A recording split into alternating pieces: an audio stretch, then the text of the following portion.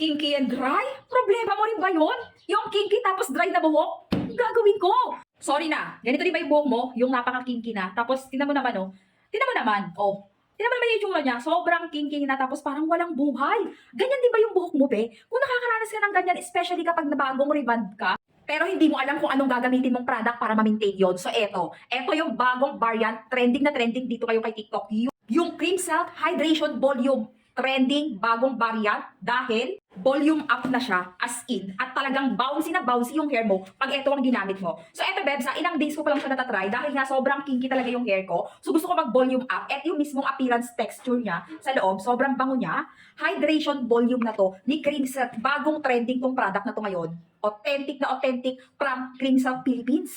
Medyo kakaiba siya sa mga nakasanayan natin na hair mask dahil 10 times hydration siya.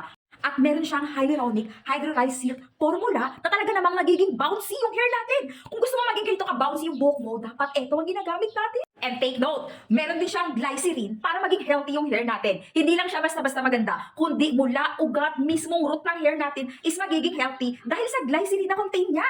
So, Beb, kung gusto mo rito ma-try katulad ko, itry mo na. Ilalagay ko yung mismong link, highly recommended. Talaga to, bouncy hair ba? Eto ang sagot natin. Para iwas na tayo sa kinky hair natin. Balik alindog yung hair natin.